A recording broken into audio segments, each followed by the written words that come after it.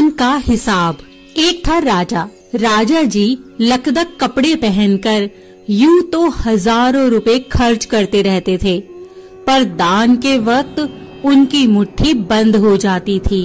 राजसभा में एक से एक नामी लोग आते रहते थे, लेकिन गरीब, दुखी, विद्वान, सज्जन इनमें से कोई भी नहीं आता था, क्योंकि वहां पर उनका बिल्कुल सत्कार नहीं होता था। एक बार उस देश में अकाल पड़ गया। पूर्वी सीमा के लोग भूखे प्यासे मरने लगे। राजा के पास खबर आई।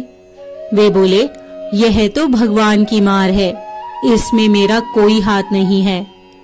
लोगों ने कहा, महाराज, राज भंडार से हमारी सहायता करने की कृपा करें, जिससे हम लोग दूसरे देशों से अनाज खरीदकर अपनी जान बचा सकें।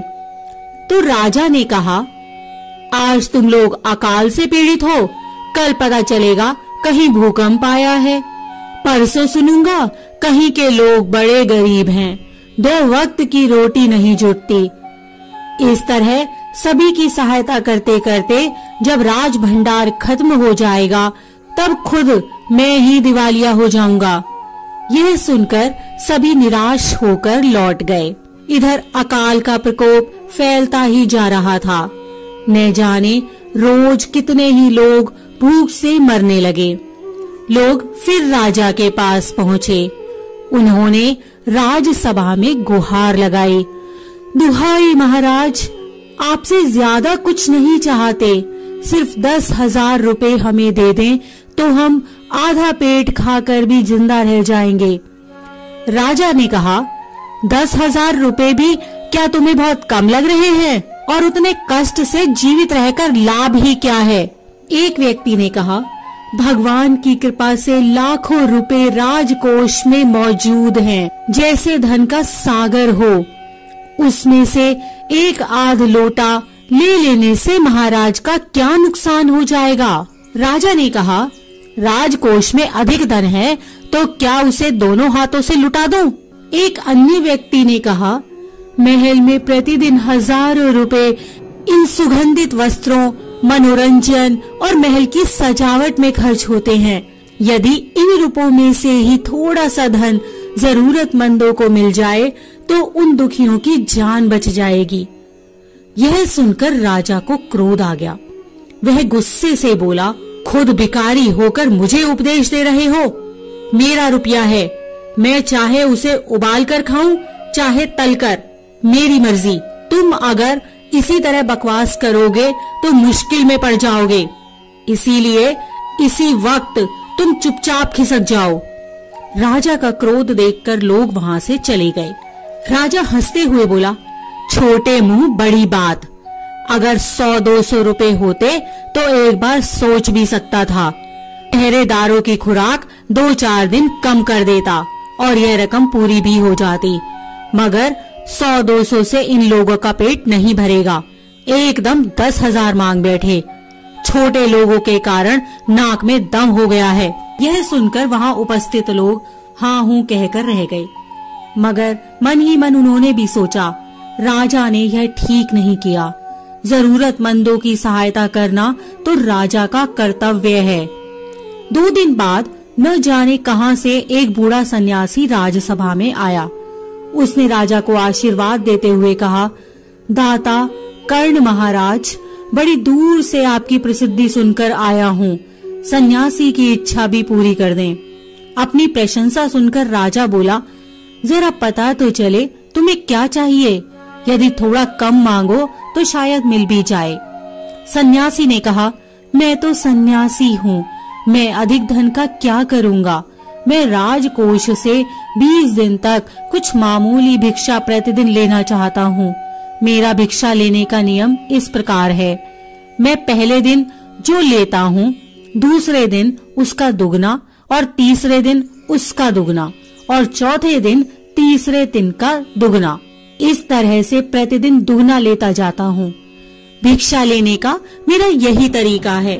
राजा बोले, तरीका तो समझ गया, मगर पहले दिन कितना लेंगे, यही असली बात है। 2-4 रुपए से पेट भर जाए तो अच्छी बात है, मगर एकदम से 20-50 मांगने लगे, तब तो 20 दिन में काफी बड़ी रकम हो जाएगी। सन्यासी ने हंसते हुए कहा, महाराज मैं लोभी नहीं हूँ, आज मुझे 1 रुपया दीजिए, फिर 20 दिन तक दुगने करके देते रहने का हुक्म दे दीजिए। यह सुनकर राजा, मंत्री और दरबारी सभी की जान में जान आई। राजा ने हुक्म दे दिया कि सन्यासी के कहे अनुसार 20 दिन तक राजकोष से उन्हें भिक्षा दी जाती रहे। सन्यासी राजा की जय जयकार करते हुए घर लौट गए। राजा के आदेश के अनुसार राज भंडारी प्रतिदिन हिसाब करके सन्यासी को भिक्षा देने लगे। इस तरह 2 दिन बीते, 10 दिन बीते। 2 सप्ताह तक भिक्षा देने के बाद भंडारी ने हिसाब करके देखा कि दान में काफी धन निकला जा रहा है। यह देखकर उन्हें उलझन महसूस होने लगी। महाराज तो कभी किसी को इतना दान नहीं देते थे। उसने यह बात मंत्री को बताई। मंत्री ने कुछ सोचते हुए कहा, वाकई यह बात तो पहले ध्यान में ही नहीं आई थी, मगर अब कोई उपाय भी नहीं है। महाराज का हुक्म बदला नहीं जा सकता। इसके बाद फिर कुछ दिन बीते। भंडारी फिर हड़बड़ाता हुआ मंत्री के पास पूरा हिसाब लेकर आ गया। हिसाब देखकर मंत्री का चेहरा फीका पड़ गया। वह अपना पसीना पोंछकर, सिर खुजलाकर, दाढ़ी में हाथ फेरते हुए बोला, यह क्या हो रहा है? अभी से इतना धन चला गया है तो फिर 20 दिनों के अंत में कितने रुपए होंगे? भंडारी बोला, जी पूरा हिसाब तो नहीं किया है। मंत्री ने कहा, तो तुरंत बैठकर अभी पूरा हिसाब करो। भंडारी हिसाब करने बैठ गया। मंत्री महाशय अपने माथे पर बर्फ की पट्टी लगाकर तेजी से पंखा झलवाने लगे। कुछ ही देर में भंडारी ने पूरा हिसाब कर लिया। मंत्री ने पूछा, कुल मिलाकर कितना हुआ? भंडारी ने हाथ जोड़कर कहा, जी 10,48,575 रुपए।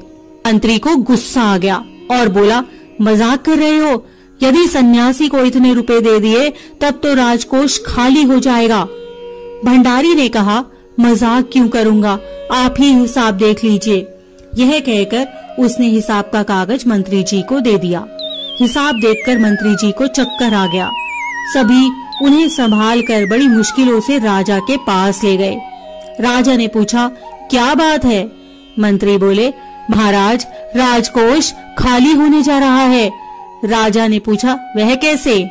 मंत्री बोले, महाराज सन्यासी को आपने भिक्षा देने का हुक्म दिया है, मगर अब पता चला है कि उन्होंने इस तरह राजकोष से करीब 10 लाख रुपए झटकने का उपाय कर लिया है।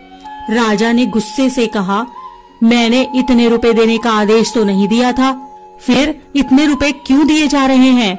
भंडारी को बुलाओ। मंत्री ने कहा, जी सब कुछ आपके हुक्म के अनुसार ही हुआ है, आप खुद ही दान का हिसाब देख लीजिए। राजा ने उसे 1 बार देखा, 2 बार देखा, उसके बाद वह बेहोश हो गया। सब परेशान हो गए। काफी कोशिशों के बाद उन्हें होश में आने पर लोग सन्यासी को बुलाने दौड़े। सन्यासी के आते ही राजा रोते हुए उनके पैरों पर गिर पड़ा। बोला, दुहाई है सन्यासी महाराज, मुझे इस तरह जान माल से मत मारिए। जैसे भी हो एक समझौता करके मुझे वचन से मुक्त कर दीजिए। अगर आपको 20 दिन तक भिक्षा दी गई तो राजकोष खाली हो जाएगा, फिर राजकाज कैसे चलेगा? सन्यासी ने गंभीर होकर कहा, इस राज्य के लोग अकाल से मर रहे हैं, मुझे उनके लिए केवल 50,000 रुपए चाहिए। वह रुपया मिलते ही मैं समझूंगा कि मुझे मेरी पूरी भिक्षा मिल गई है, बस मुझे और कुछ नहीं चाहिए। राजा ने कहा, परंतु उस दिन एक आदमी ने मुझसे कहा था कि लोगों के लिए 10,000 रुपए ही बहुत होंगे। सन्यासी ने कहा, मगर आज मैं कहता हूँ कि 50,000 से 1 पैसा कम नहीं लूंगा। राजा गिड़गिड़ाया, मंत्री गिड़गिड़ाए, सभी गिड़गिड़ाए, मगर सन्यासी अपने वचन पर डटा रहा। आखिरकार लाचार होकर राजकोष से 50,000 रुपए सन्यासी को देने के बाद ही राजा की जान बची। पूरे देश में खबर फैल गई कि अकाल के कारण राजकोष से 50,000 रुपए राहत में दिए गए हैं। सभी ने कहा, हमारे महाराज कर्ण जैसे दानी हैं।